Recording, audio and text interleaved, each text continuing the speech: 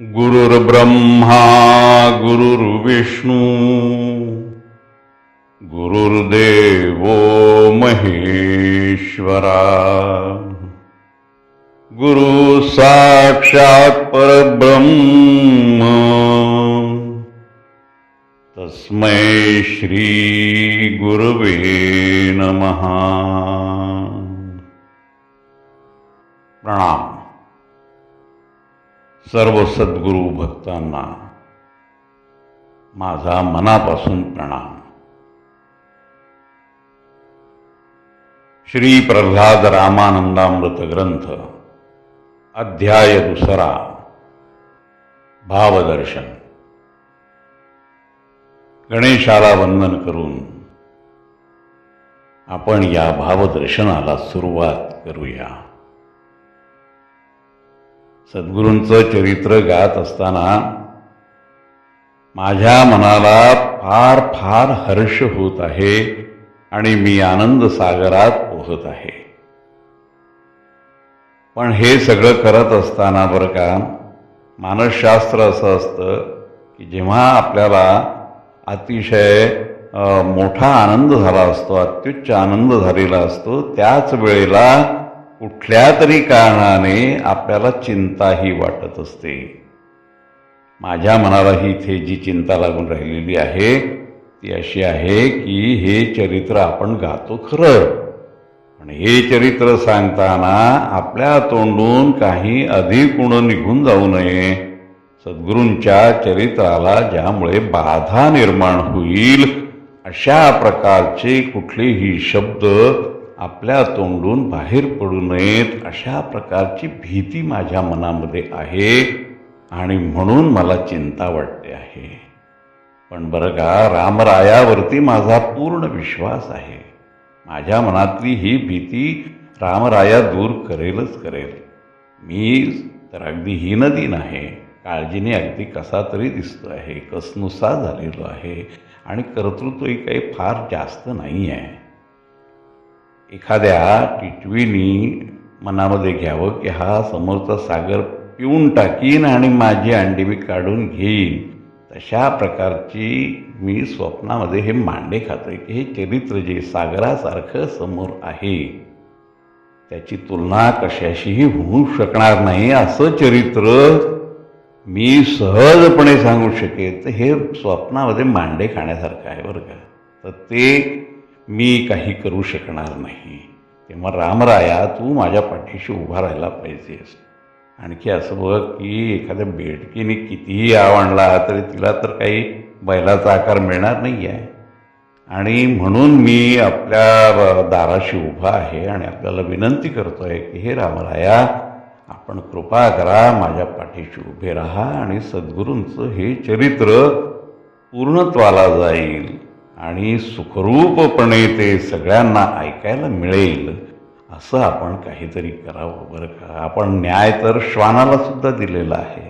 ही आपली जी कीर्ती आहे ना, त्या कीर्तीचा आपण आठव करावा आणि कृपा करावी माझ्यावरती आणि माझ्या पाठीशी आपण उभं राहावं बरं का। आता काळेंचा जो कीर्तीचा परिमल आहे तो असं म्हणतात जाऊन भेटलेला होता, तर मग तो वेणी गावात कसा येणार नाही।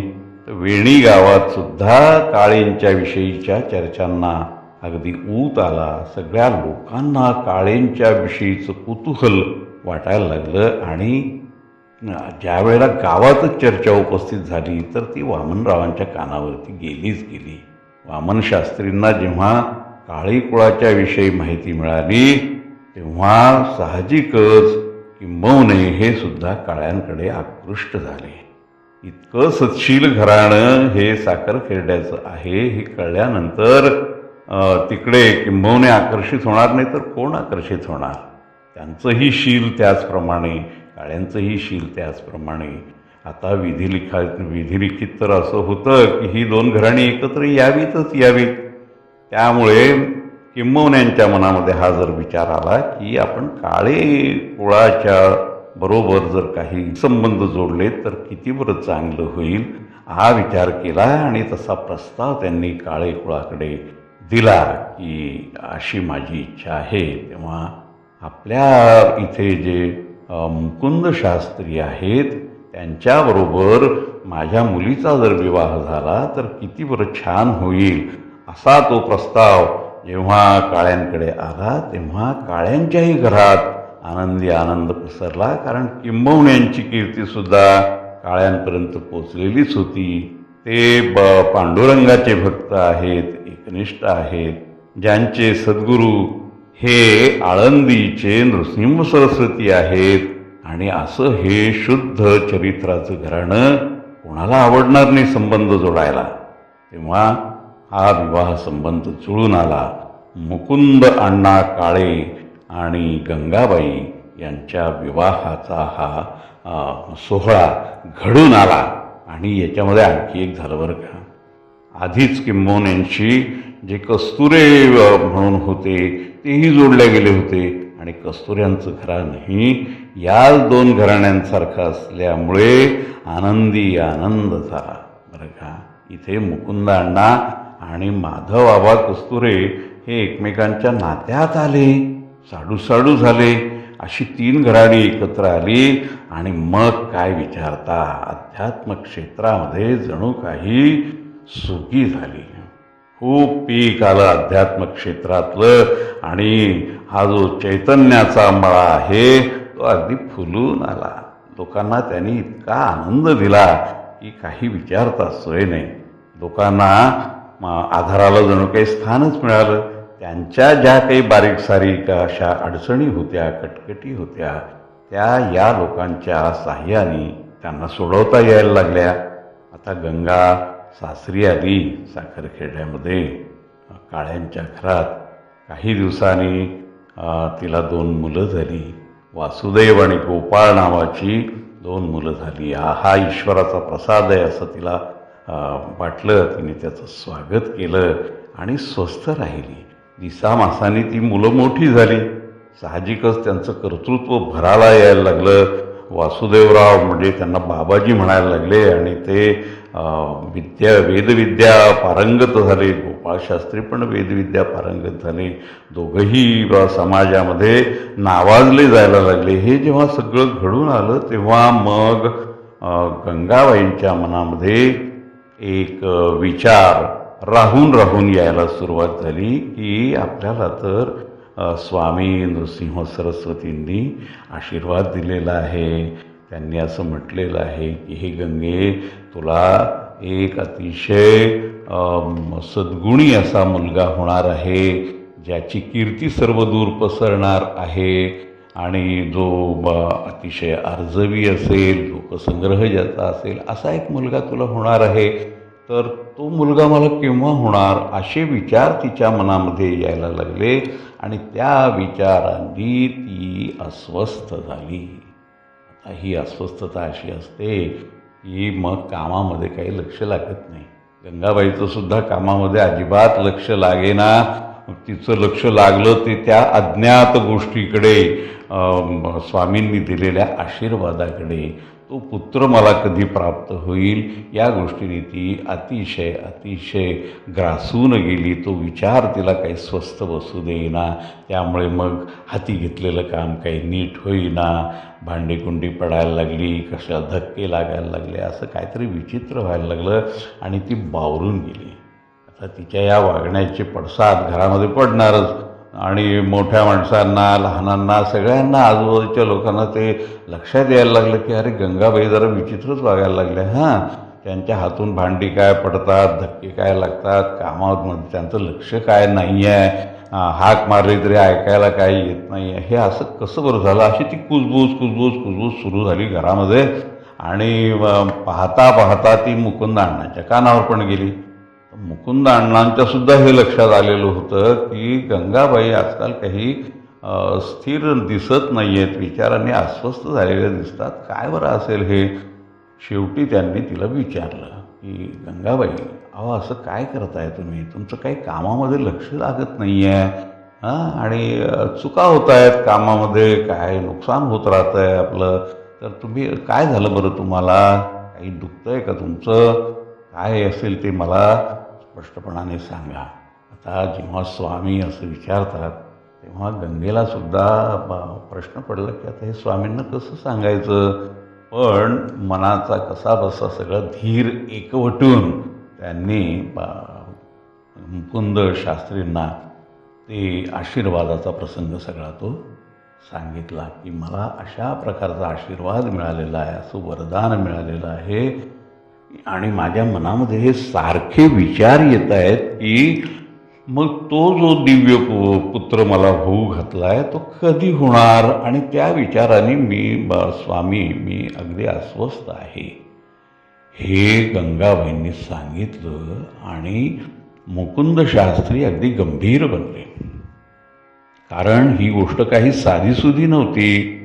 तर या गोष्टीमुळे त्यांच्या हे लक्षात आलं की आपल्या या काळे कुळामध्ये असा कोणी दिव्य पुरुष जन्म घेतो आहे की जो ईश्वराचा अंश असेल. असं जेव्हा त्यांच्या लक्षात आलं तेव्हा ते गंभीर झाले आणि भविष्याचा कानोसा ते पण घ्यायला लागले मग. आणि साहजिकच मनामध्ये त्या विचारांनी अगदी कल्लोळ त्यांच्या निर्माण झाला आणि त्यांना असं वाटायला लागलं की एवढ्या मोठ्या अधिकारी पुरुषाने हा आशीर्वाद दिला आहे तर तो असत्य कसा होईल. जेव्हा घडायचं आहे ही गोष्ट तेव्हा घडून येणारच येणार. तेव्हा आपण आता वाट पाहणं याशिवाय आपण काय करू शकतो असं त्यांनी आपल्या मनाचं समाधान करून घेतलं. पण असं किती जरी समाधान करून घेतलेलं असलं आपल्यासुद्धा आयुष्यात आपल्याला असे अनेक प्रसंग असतात की याच्यावर आपल्याला उत्तर खरं म्हणजे मिळत नसतं. आपण सारखा त्याचा विचार करतो पण त्याचं उत्तर नसलं तर आपण समाधान करून घेतो आपल्या मनात की आता होईलच काहीतरी याच्यामध्ये आणि चांगलंच घडून येईल. पण तरीसुद्धा मनातला विचार काही बाजूला होत नाही. तसंच मुकुंद अण्णांचं झालं आणि कितीही जरी तो विचार मागे सारण्याचा प्रयत्न केला तरीसुद्धा वारंवार त्यांच्या मनात तो विचार आल्याशिवाय काही राहत नसे. मग त्यांनी याच्यावरती एक उपाय काढला, तो असा की त्यांच्या मनातलं हे जे गुह्य आहे ते आता बंधू समान असणारे जे माधवआबा कस्तुरे त्यांचे साडू शेवटी त्यांच्याजवळ त्यांनी हा विचार हळूहळू सांगून टाकला की अशा प्रकारे गंगेने मला सांगितलं आहे की तिला लहान असताना असा आशीर्वाद मिळालेला आहे आणि त्यामुळे गंगा आता खूप अस्वस्थ झालेली आहे, तिचं कामामध्ये लक्ष लागत नाही आहे. तेव्हा काय बरं यावर करावं असा त्यांनी प्रश्न माधवआबा कस्तुऱ्यांना जेव्हा विचारला तेव्हा माधवआबा कस्तुऱ्यांनासुद्धा मोठं आश्चर्य वाटलं आणि फार आनंद झाला मनातनं. आणि अशी काही अद्भुत गोष्ट या घरात जर घडणार असेल तर काय याच्यावरती करायला पाहिजे याचा ते विचार करायला लागले. मग गहन विचारात पडले आणि विचार करता करता करता त्यांच्या लक्षात असं आलं की अरे ही एवढी मोठी गोष्ट जर इथे घडणार असेल तर ती गोष्ट घडून घ्यावी याच्याकरता काही पुण्यकर्म इथे व्हायला पाहिजे, काहीतरी शुभ गोष्टी इथे घडल्या पाहिजेत आणि त्या जर घडवून आणायच्या असतील तर काहीतरी केलं पाहिजे. मग ते त्यांनी मुकुंदबांना सांगितले की मुकुंदबा याच्यामध्ये मला असं वाटतं की तुम्ही काहीतरी पुण्यगाठीशी बांधावं, अध्यात्मशक्ती तुमची वाढली पाहिजे.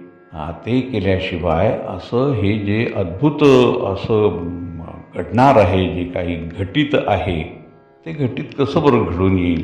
ते जर घडून यायचं असेल तर त्याची तयारी करायला पाहिजे आणि ती तयारी जर काही असेल तर त्याच्याकरता पुण्यामध्ये तुमच्या आचरणामध्ये तुमच्या अध्यात्मशक्तीमध्ये वाढ व्हायला पाहिजे. आणि अशी वाढ करायची असेल तर असं कुठलं तरी काम तुम्ही करायला पाहिजे, कार्य करायला पाहिजे. आता मुकुंदबुवा सर्वस्वी त्यांच्यावरतीच अवलंबून होते. विचाराने ते कधीही त्यांचा विचार घेतल्याशिवाय कुठलंही पाऊल टाकत नसत. त्यामुळे त्यांनी असं विचारलं की अहो माधवबाबा तुम्ही मला हे सगळं सांगताय तर मला हे सांगा की या गोष्टीच्या प्राप्तीसाठी मनामध्ये असणारा हा विचार फलद्रूप होण्यासाठी मी काय करावं असं आपलं म्हणणं आहे. आपल्याला काय सुचतं, पुण्यकर्म करायचं, एखादी गोष्ट घरामध्ये करायची तर तुम्ही कोणती गोष्ट करू ते तरी मला तुम्ही सांगा आता असं विचारल्यानंतर पुन्हा मग माधवबाबा विचारात पडले आणि गहनपणे विचार करून त्यांच्या मनात असा विचार आला की याच्यावरती एक उपाय आहे आणि तो उपाय असा आहे की या मुकुंद अण्णांनी श्रौत पंचकुंडी व्रत करायला पाहिजे. आता हे श्रौत पंचकुंडी व्रत असा विचार मनात आल्यानंतर त्यांनी ते सांगितलं मुकुंद अण्णांना की मला असं वाटतं बरं का याच्यावरती तुम्ही श्रौत पंचकुंडी व्रत जे आहे ते करायला पाहिजे. आता मुकुंद अण्णांना परत प्रश्न पडला की हे श्रौत पंचकुंडी व्रत म्हणजे हे काय ते हा यज्ञ कोणता आहे. तेव्हा माधवबाबांनी त्याचं स्पष्टीकरण दिलं. ते त्यांना असं म्हणाले की हे बघा हे यज्ञ जो असतो कुठलाही त्या यज्ञाचा अर्थ असतो शुभ कार्य करणं, शुभ कर्म करणं आणि ते श्रेष्ठ कर्म आहे. यज्ञकर्म करणं याचा अर्थ श्रेष्ठ कर्म करणं, सत्कर्म करणं, सत्याला धरून काही गोष्टी करणं. बरं ह्या सगळ्या वेदसंमत अशा असतात बरं का. आणि याच्यामधला जो विचार असतो तो सकारात्मक असतो आणि हा सकारात्मक भाव जो असतो तो मनात धरून ईश्वराला आवाहन केलेलं असतं आणि आवाहन करून ईश्वराला आपल्या मनातली इच्छा सांगायची असते. आणि ती इच्छा जी आहे ईश्वराला तुम्ही आता असं सांगू शकता की असा असा आशीर्वाद आम्हाला प्राप्त झालेला आहे आणि त्या आशीर्वादाप्रमाणे आम्ही त्या दिव्य अंशाची वाट पाहतो आहोत, त्या पुत्राची आम्ही वाट पाहतो आहोत असं सांगायचं.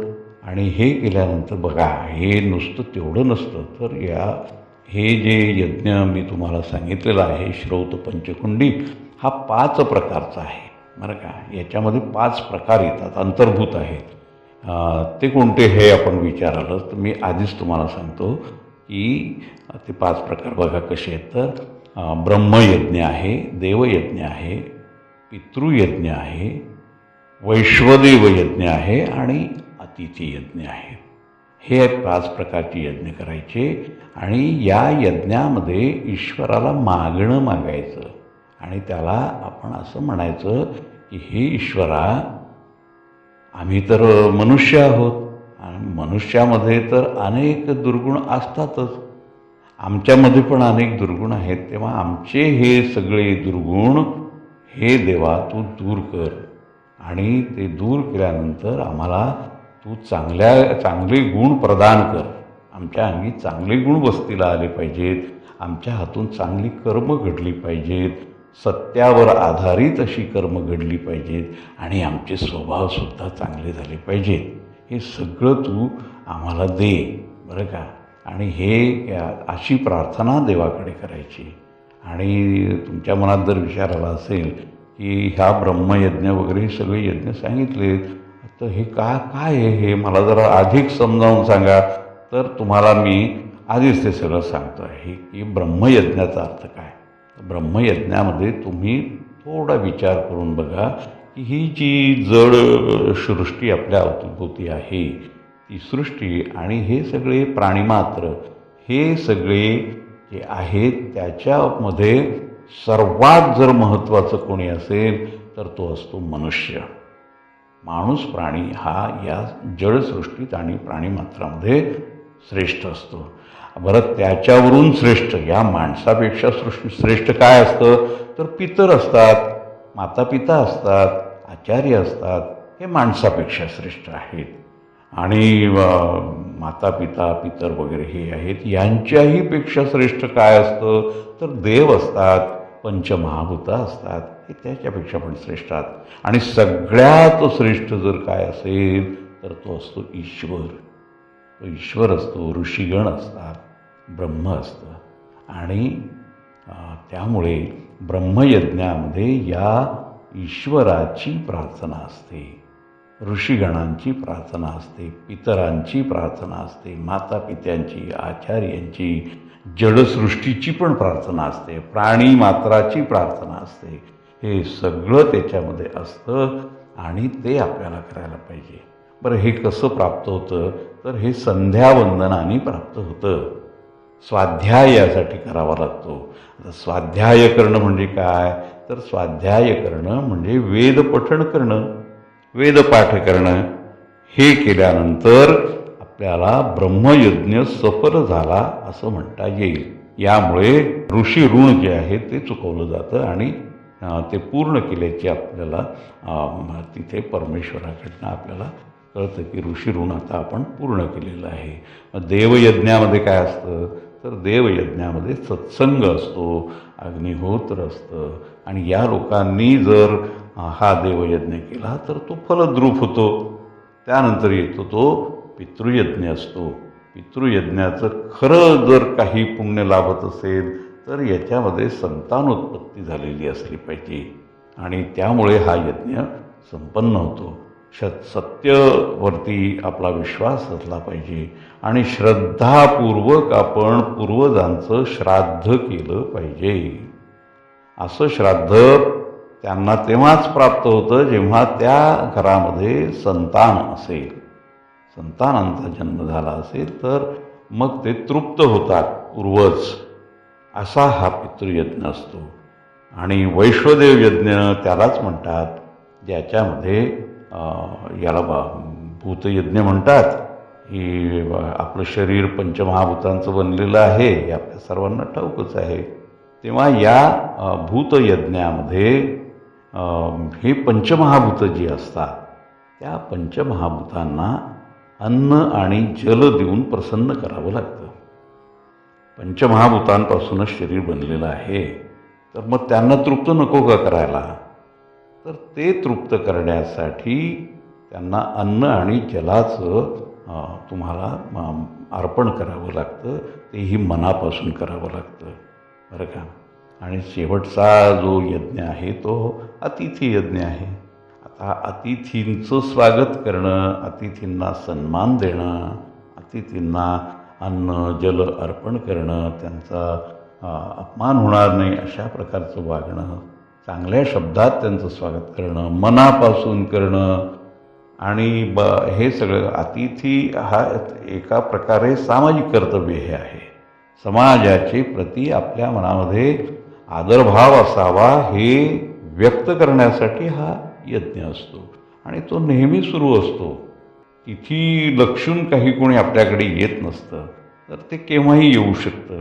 आल्यानंतर अकस्मात आल्यानंतर सुद्धा कपाळावर आठी न ठेवता त्यांचं आनंदाने खऱ्या अर्थाने स्वागत करणं, त्यांना अन्न आणि जल अर्पण करणं, प्रसन्न मनाने देणं, त्यांच्याविषयी क्षुद्रभाव मनात न ठेवणं, अशा गोष्टी जेव्हा असतात तेव्हा या यज्ञाचं फळ असं मिळत असतं. तेव्हा हे करावं. आणि असं श्रौत पंचकुंडी व्रत आहे. श्रौत याचा अर्थ श्रुतीपासून आणि श्रुतीमध्ये ज्या पद्धतीची विधी सांगितलेला आहे, जे उपचार सांगितलेले आहेत त्या उपचारांचं वर्णन हे आहे. त्याला श्रौत पंचकुंडी व्रत असं म्हणतात. आणि हे एकदा केलं, हे पाचही प्रकारचे यज्ञ आपण केले तर तुमच्या मनात जो विचार आहे तो सिद्धीला जाऊ शकतो. तेव्हा आपण याचा विचार करावा. बरं, हे करत असताना आणखी एक गोष्ट तुम्हाला करावी लागणार आहे, ती म्हणजे ओम यज्ञेश्वराय नमहा असं म्हणत आपण भिक्षा मागून आणायची आणि त्या भिक्षेवरती निर्वाह करायचा. जोपर्यंत ही सिद्धी प्राप्त होत नाही, जोपर्यंत हे या व्रताचं फळ आपल्याला मिळत नाही, तोपर्यंत आपण अशा प्रकारची भिक्षा मागितली पाहिजे आणि त्यावरती आपलं निर्वहन केलं पाहिजे. असं एकूण हे व्रत आहे. तर हे व्रत जर आपण केलं, ईश्वराची मला इच्छा वाटते आहे की आपण थोडंसं अध्यात्मबळ वाढवावं आणि हे जर आपण केलं तर माझ्या मनात असा विश्वास आहे की आपल्या मनात आणि गंगाबाईंच्या मनात जी इच्छा आहे ती इच्छा पूर्णत्वाला जाईल. आता हे सगळं मी तुम्हाला सांगितलं खरं, पण हे करायचं की करायचं नाही, कसं करायचं, केव्हा करायचं, हे आपण ठरवा. आणि हे बघा, मी काही तुमच्यासाठी परका नाही, अगदी भावासारखा आहे मी तुम्हाला. मी सांगितलं म्हणून ते तुम्ही केलंच पाहिजे असंही नाही. समजा तुम्ही केलंही नाही आणि तसं मला सांगितलं तरी हरकत नाही, माझा काही त्याच्यावरती आक्षेप नाही आहे. आपल्याला करायचं असेल तर करा, करायचं नसेल तर तसंही आपण करू शकता. असं माझा तुम्हाला आग्रह कोणत्याच प्रकारचा नाही. पण जर तो वर सत्य व्हायचा असेल, सत्यात उतरायचा असेल तर ह्या गोष्टी आपण कराव्यात असं मात्र मला वाटतं. असे शब्द त्यांचे आले. मुकुंद अण्णांना त्यांना थोडा धीर आला की चला म्हणजे यावरती काहीतरी उपाय आहे. उपाय थोडासा कठीण आहे, मोठाही आहे, प्रश्न निर्माण करणारा आहे, पण उपाय आहे. मग त्यांनी मान डोलावली आणि मग विचारात पडले बरं का. खूप विचार त्यांना मग भंडावून सोडायला लागले. कारण काय तर त्यांच्या लक्षात आलं की एवढं मोठं जर काम करायचं असेल, कर्म करायचं असेल घरामध्ये तर त्याला खर्च खूप मोठा आहे आणि एवढा खर्च तर काही आपल्यापाशी नाही आहे. आता काय याच्यासाठी करावं म्हणून ते थोडे चिंतेत पडले, खूप विचारात पडले. आणि आध्यात्मिक क्षेत्रात त्यांचं स्थान कितीही जरी मोठं असलं तरी आर्थिक बाबीमध्ये त्यांच्याकडे काही उपायच नव्हता. अर्थ असा कुठून आणणार वेळेवरती. आणि मग काय करावं काही समजेना, अस्वस्थ झाले. आणि धार्मिक कृत्य तर करायचं तो विचारही काही टाकवेना. मग आता काय करायचं, अस्वस्थ झाले. घरामध्ये त्यांचं वावरणं चिंतायुक्त असं झालं. आता हे हळूहळू सगळ्यांच्या लक्षात आलं आणि त्यांचे जे मोठे चिरंजीव होते त्यांच्याही लक्षात आलं. अहो, ज्यांच्या घरामध्ये प्रत्यक्ष देव वावरतो त्यांच्या इच्छा पूर्ण होणार नाही तर कोणाच्या होतील. बरं, ही इच्छा काही स्वार्थापोटी आलेली नाही. ज्या पुत्राची अभिलाषा त्यांनी धरलेली होती तो पुत्र तर समाजकार्यच करणार होता. समाजाचं कल्याण हेच त्याचं ध्येय होतं. आणि असा पुत्र व्हावा ही ती इच्छा असणं म्हणजे स्वतःचं भलं व्हावं अशी काही ती इच्छा नाही आहे. स्वतःच्या स्वार्थाची ती इच्छा नाही आहे. आणि त्यामुळे ती इच्छा पूर्ण हा जगन्नियंता करेलच करेल अशी खात्री होती. पण ते व्हायचं कसं. त्यामुळे या मोठ्या पुत्राच्या मनात जेव्हा असं आलं की आपले पिताजी काहीतरी काळजीमध्ये आहेत आणि ते विरक्त असल्यामुळे आणि कोणाशी बोलायला ते तयार नसल्यामुळे त्यांचं जे मन आहे ते काही कधी उघड होत नाही, असे ते मूक आहेत. तेव्हा ह्या मितभाषी पित्याला आपणच विचारलं पाहिजे. आणि मग त्यांनी विचारलं, पिताजी आपल्याला काय काळजी आहे, मी आपला पुत्र आहे, तेव्हा आपण मला ते सांगा, मला ते जाणून घेण्याची इच्छा आहे. तेव्हा मग मुकुंद अण्णांनी आपल्या मनामध्ये जे काही चाललेलं होतं, जी खळबळ होती ती सगळी खळबळ बाबाजींकडे उघड केली. आता जे बाबाजी होते ते फार कठोर तपस्वी असे होते, तज्ज्ञ होते. अनेक ग्रंथांचा त्यांनी अभ्यास केला होता आणि भगवद्गीतेचा अभ्यास होता त्यांचा, भागवताचा होता. अनेक ग्रंथ त्यांनी अभ्यासलेले असल्यामुळे ते मानसशास्त्राचे सुद्धा फार मोठे तज्ज्ञ होते. ते त्यांच्या लक्षात आलं की आता आपण आपले पिताजी तर प्रसिद्ध परांगमुख आहेत, ते कधीही समोर येऊन काही करतील असं नाही आहे. आणि असं असल्यामुळे आता आपल्यालाच पुढाकार घेऊन काहीतरी करायला पाहिजे आणि आपल्या घराचं हे जे सत्व आहे ते आपण जपलं पाहिजे. बरं, या बाबाजींचा लोकसंग्रह पण भरपूर होता. बरं, त्यांच्यावरती लोकांचा विश्वाससुद्धा एवढा होता की गावामध्ये जर काही अगदी कोर्ट कचेऱ्यापर्यंत गेलेलं भांडण जरी असेल तरी त्या भांडणामध्ये सल्ला, बरं तो एक बाजूच त्यांचा सल्ला घेतं असं नाही, ज्या दोघांचं भांडण लागलेलं असतं ते दोन्हीही लोक, दोन्ही प्रकारचे वादी प्रतिवादी हे बाबाजींकडे यायचे, त्यांच्याबरोबर चर्चा करायचे. त्यांच्यावरती विश्वास होता. त्यांच्या मनात अशी संशयाला जागा नव्हती की अहो प्रतिपक्ष जर इथे येतोय तर आपण कसं जायचं.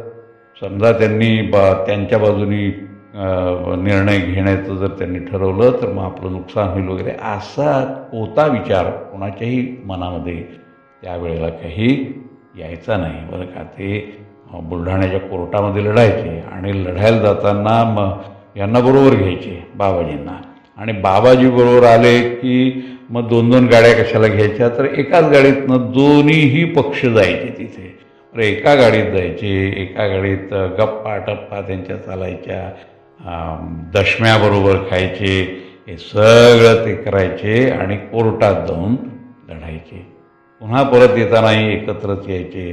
बिलकुल मनामध्ये आढी त्यांच्या राहत नसे. मनातली सगळी सल ते टाकून द्यायचे आणि बाबाजी ज्याप्रमाणे सांगतील त्याप्रमाणे करण्याचं ते त्यांना वचन द्यायचे, ठरवायचे आणि मनामध्ये किंतु परंतु न ठेवता अशा पद्धतीची विलक्षण अशी छाप बाबाजींची होती. पण बाबाजींच्या अंगी एवढा एकच गुण होता असं नाही, तर बाबाजी प्रवचनं करायचे. एवढ्या सगळ्या धर्मग्रंथांचा वेदविद्येचा अभ्यास असल्यामुळे ते प्रवचनं करायचे आणि प्रवचनं करताना प्रवचनामध्ये ज्या गोष्टी ते सांगत असत, ज्या मूल्यांचा आग्रह धरत असत, लोकांनी कसं वागावं, कसं वागू नये, ईश्वरभक्ती श्रेष्ठ कशी आहे, आपण सदाचाराने कसं वागलं पाहिजे, याच्यावर प्रवचनांमध्ये ते सांगत असत आणि हे सांगितल्याप्रमाणे ते स्वतः वागत असत. त्यामुळे लोकांना त्यांचे शब्द हे अत्यंत मोलाचे वाटत बरं का. त्यांनी सांगितलं म्हणजे जणू काही तो एखादा मंत्र आहे आणि त्याचा प्रभाव हा पडणारच पडणार, अशा प्रकारची भावना त्यांची असल्यामुळे बाबाजींवरती फार मोठा विश्वास होता. असे हे मुकुंद अण्णांचे पुत्र, प्रभावशाली, अभ्यासू, त्यांनी आपल्या पित्याची अडचण ओळखली आणि मग मनामध्ये असा विचार केला की आता आपण प्रवचन करून काही निधी जमतो का ते बघावं. आणि तसा विचार त्यांनी आपल्या पित्याकडे मांडला आणि त्यांना असं सांगितलं की हे जे शेजारचं उमरखेड नावाचं गाव आहे तिथे जातो मी आणि प्रवचनातून जर काही निधी जर जमला तर तो आपल्या कार्यासाठी आपण उपयोगात आणूया. बरं, ते जे प्रवचनात बोलायचे तर तिथे गर्दी उसळायची. तर ही गर्दी का उसळायची तर त्याचं एक कारण होतं बरं का. बाबाजी अभ्यासू असल्यामुळे ते रसज्ञ होते आणि त्यामुळे त्यांचं बोलणं अगदी रसाळ असायचं. लोक अगदी गुंग व्हायचे बरं का. ती त्यांची त्या शास्त्रांमधली जी वचनं जी कळायला थोडीशी कठीण असतात ती वचनं ते अतिशय कुशलतेने उकलून त्याचा अर्थ अगदी लोकांच्या हृदयाला जाऊन पोचेल अशा पद्धतीने सांगायचे आणि त्यामुळे श्रोते त्यांच्या निवेदनाने अत्यंत प्रसन्न व्हायचे, त्यात हरवून जायचे, गुंग व्हायचे. तेव्हा असे बाबाजींचं बोलणं असल्यामुळे बोलणं आणि चालणं याच्यामध्ये फरक नाही, याच्यामध्ये बिलकुल फरक नाही. बोले तैसा चाले त्याची वंदावी पाऊले, तर लोक त्याला वंदनच करायचे, त्यांच्यावरती श्रद्धा ठेवायचे आणि मोठी श्रद्धेने त्यांच्या प्रवचनांना येऊन बसायचे. या उमरखेड गावामध्ये ते आले, आपला उद्देश त्यांनी सांगितला आणि मग तो समारंभ तिथे झाला आणि त्याच्यामध्ये त्यांना जो निधी मिळाला त्या आधीच्या काही दिवसातच जो निधी जमला तो त्यांचं कार्य पूर्ण होईल, अगदी थाटामाटात होऊ शकेल, अगदी दानधर्मसुद्धा त्याच्यामध्ये होऊ शकेल अशा प्रकारचा निधी तिथे जमा झाला. पण हे काळे घराणं असं होतं, सत्शील होतं ते. आता निधी इथे जमतोच आहे, भरपूर निधी जमवून घ्यावा आणि मग तो साचवून ठेवावा आणि मग असा त्याचा उपयोग पुढे होईल केव्हा तरी, असा विचार त्यांनी केला नाही. जेवढं लागेल तेवढंच घ्यावं. परमेश्वराने भरपूर देऊ केलं तरी किती घ्यावं, तर आपल्याला लागेल तेवढंच घ्यावं ना, जास्तीचं कशाला घ्यायचं, असा विचार त्यांनी केला आणि जमलेला निधी पर्याप्त आहे असं लक्षात आल्यावर ते परत आले आणि त्यामध्ये मग मुकुंद अण्णांनी ठरवलेलं संकल्पित असं जे कार्य होतं ते कार्य पूर्ण झालं. ईश्वराच्या दरबारामध्ये ते सादर झालं मुकुंद अण्णांचं मन प्रसन्न झालं, गंगाबाईचं पण मन प्रसन्न झालं. कारण त्या क्षणापासून त्यांच्या व्रताचा आरंभ झाला आणि त्यांनी ध्यास घेतला की असा पुत्र आमच्या पोटी जन्माला यावा. असं ध्यास घेणं ही गोष्ट इथे घडून आलेली आहे.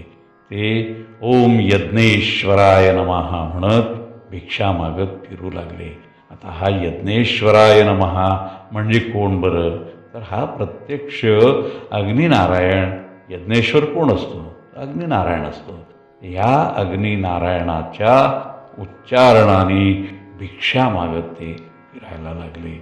आणि असं हा जो वसा त्यांनी घेतला तो वसा त्यांनी कठोरपणाने पाळला. आता परमेश्वराला शेवटी इतक्या कठोरपणाने जेव्हा कोणी काही मागतं, तपश्चर्या करतं, तेव्हा परमेश्वर प्रसन्न होणारच होणार. लगेचच त्याची प्रचिती आली बरं का. गंगेची वृत्ती बदलल्यासारखी वाटायला लागली. तिच्या तोंडामध्ये जी वचनं यायला लागली ती अद्भुत अशी असायला लागली. आणि ती प्रचलित जगातली नव्हती, तर ती भलत्याच जगात वावरते आहे असं दिसत होतं. तिच्या तोंडून कधी कधी यायचं की हो थांबा हो, अहो मला सांगा ना, माझी माळ तरी कुठे ठेवल्या गेलेली आहे आणि माझा राम कुठे? आत्ता तू इथे होता. त्यांनी मला असं म्हटलं की त्याला भूक लागलेली आहे. अहो भूक लागली म्हटल्यानंतर मी काय त्याला वाढून देणार नाही काय? मी लगेच त्याचं ताट वाढलेलं आहे, आणलेलं आहे इथे, पण आता तोच दिसत नाही आहे. कुठे बरं गेला तो? असं एकीकडे बोलतात तर दुसरीकडे लगेच त्यांच्या विचारामध्ये दुसरंच चित्र येतं आणि ते दुसरंच काहीतरी बोलायला लागतात की अहो त्या आमच्या रामाला तुम्ही त्रास देऊ नका सध्या. तो आत्ता न्हाणीघरात आहे, स्नान करतो आहे, त्याची अजून संध्या व्हायची आहे. आणि बरं का तिकडे वशिष्ठांचा निरोप आलेला आहे की रामराया लगेच तुम्ही दरबारात या, तेव्हा त्याला राजसभेत जायचं आहे बरं का. तर तुम्ही आत्ता काही त्याला अडवू नका, आल्यानंतर तुमचं काय म्हणणं आहे ते ऐकेल, असं त्या एकीकडे म्हणायचे. आणि दुसरीकडे लगेच पुन्हा विचारात बदल व्हायचा की अहो आत्ता राम तिकडे कैकेयीच्या महालात गेलेला आहे, कळत कसं नाही तुम्हाला? तिकडे तो गेला आहे, तो कैकेयीची सेवा करतो आहे. आणि बरं का कैकेयीने त्याला सांगितलं आहे की तू 14 वर्षेपर्यंत वनात जा. आता तो वनात तिकडे निघालेला असताना तुम्ही मला हे काय विचारताय इथे? आणि मग लगेच त्यांच्या डोळ्यापुढे दुसरं दृश्य यायचं. त्या लगेच चित्रकूट पर्वतावर पोचायच्या आणि या चित्रकूटावरती त्यांना हे दृश्य दिसायचं की भरत रामाला परत आणण्यासाठी म्हणून ससैन्य त्या चित्रकूट पर्वतावरती पोचलेला आहे. राम त्याला प्रेमाने अगदी जवळ घेतो आहे, हृदयाशी धरतो आहे, मिठी मारतो आहे प्रेमाने. आणि त्या दोन भावांचं ते जे अतुलनीय असं प्रेम आहे, जगाला आदर्शवत राहणारं प्रेम आहे, भावाभावांनी कसं राहावं हे दर्शवणारं जे प्रेम आहे ते त्यांना दिसायचं. आणि त्या ते सांगायच्या लोकांना की अशी अशी तिथे राम भरत भेट होते आहे. आणि बरं का हा रामराया माझा पुत्र इतका चांगला आहे की तो या सौमित्राला म्हणजे लक्ष्मणाला सुद्धा जवळ घेतो आहे, गळ्याशी त्याला धरतो आहे, मिठी मारतो आहे. आणि हे होतं न होत लगेच त्यांच्या डोळ्यापुढचं दृश्य बदलून जायचं आणि त्या लगेच रणांगणामध्ये पोचायच्या. लंकेमध्ये जे राम रावण युद्ध झालं तिथे पोचायच्या आणि त्या सांगायच्या मग लगेच की अहो तुमचं लक्ष कुठे आहे? आता रामबाण सुटत आहे ज्याच्यामुळे रावणाचा वध होणार आहे, रावण राम म्हणणार आहे. आणि आता ते बघा आधी काळजीपूर्वक, असं एकीकडे सांगतायत तर लगेच दृश्य बदललं. इकडे लगेच अयोध्येमध्ये त्या येऊन पोचतात आणि मग त्यांना समोरचं दृश्य दिसतंय की रामराय हे सिंहासनावरती बसलेले आहेत आणि तिथे ते जे काही लोकांसाठी काम करतायत, जे निर्णय करत आहेत, त्याने लोकांना सुखचं सुख मिळतं आहे. अशा पद्धतीचं त्यांच्या वृत्तीमध्ये बदल झाला. आणि त्या अशी अद्भुत वचनं ज्या प्रचलित जगामध्ये जी बसणार नाही, विचित्र वाटतील आणि काहींना तर हे वेड्यासारखं सुद्धा वाटेल, तर अशी वचनं त्यांच्या तोंडात यायला लागलेली आहे. आणि ती मनाला सुख देणारी, कोणाच्या तर मुकुंद अण्णांच्या मनाला सुख देणारी अशी ती वचनं होती. आणि ती जी असं काही बोलत होती त्याचा अर्थ मुकुंद अण्णांना कळायला लागला बरं का. बाकीच्यांना कितीही आश्चर्य वाटू देत आणि त्यांच्या मनात कुठलेही विचार येऊ देत, कारण ते या बाबतीमध्ये अनभिज्ञच होते. त्यांना माहीतच नव्हतं की हे काय आहे, कशामुळे असं होतं आहे. पण मुकुंद अण्णांना कळत होतं आणि ही गोष्ट मुकुंद अण्णांनी माधवआबांना सांगितली. त्यांनाही या गोष्टीचा अर्थ कळला आणि मग ते दोघंही त्या परमेश्वराला शरण गेले. त्याला ते नमस्कार करू लागले वारंवार आणि त्याला असं म्हणू लागले की हे जगन्नियंत्या, हे परमेश्वरा, ही सगळी तुझी जी कृपा आहे ती आमच्यावरती अशीच राहू दे बरं का. आता या ठिकाणी आणखी एक विचार शेखराच्या मनात येतो, तो त्याला सांगावा असं वाटतं. कारण म्हणजे असं परमेश्वराच्या अवताराच्या वेळेला जे काही घडलं ते आमच्या महाराजांच्या अवताराच्या वेळेला जे घडतं आहे त्याच्याशी तुलना करून सांगणं त्याला गरजेचं वाटतं बरं का. या ठिकाणी ते सांगावं किंवा सांगू नये असं जरी कितीही वाटलं तरी आपल्याला ही गोष्ट सांगितल्याशिवाय कसं बरं मला राहावेल, त्यामुळे मी आपल्याला हे सांगतो. काय झालं की जेव्हा रामरायाचा जन्म झाला त्यावेळेला राजा दशरथ जो होता त्यांनीसुद्धा यज्ञ केला होता. जसा इथे आमच्या मुकुंद अण्णांनी यज्ञ केला तसा राजा दशरथाने सुद्धा यज्ञ केला होता. आणि तो पुत्रेष्टी यज्ञ करताना त्यांनी त्या यज्ञाचं जे ऋत्विजत्व असतं, पुरोहितपण असतं, ते ऋष्यशृंगाला दिलं होतं. हा ऋष्यशृंग जो मुनी होता तो अत्यंत पुण्यवान, अत्यंत तपस्वी आणि तो विभांडक मुनींचा पुत्र होता. आणि हा तारुण्यात येईपर्यंत या ऋषींना स्त्रीदर्शनच विभांडक मुनींनी होऊ दिलं नाही. इतक्या कठोरपणाने त्यांना तपश्चर्या करायला सांगितलं होतं. आता ज्या वेळेला राजा दशरथ अशा प्रकारचा यज्ञ करत होता तेव्हा तिकडे स्वर्गात मात्र वेगळ्याच गोष्टी घडत होत्या. वैकुंठामध्ये वेगळीच गोष्ट घडून येत होती. भगवान विष्णूंच्याकडे सगळ्या देवता जमा झालेल्या होत्या. तिथे ब्रह्मदेव आलेले होते, तिथे इंद्र आलेला होता, तिथे अनेक अगदी शिवसुद्धा त्या ठिकाणी आलेले होते. आणि हे सगळे तिथे येऊन भगवान विष्णूंना, अगदी पृथ्वीसुद्धा होती, कारण पृथ्वीवरती त्या सगळ्या घटना घडत होत्या. त्यामुळे पृथ्वीसुद्धा भगवान विष्णूंच्या कडे प्रार्थना करण्यासाठी आलेली होती. आणि ते असे भगवान विष्णूंना सांगत होते की पृथ्वीवरती अगदी अनाचार माजलेला आहे.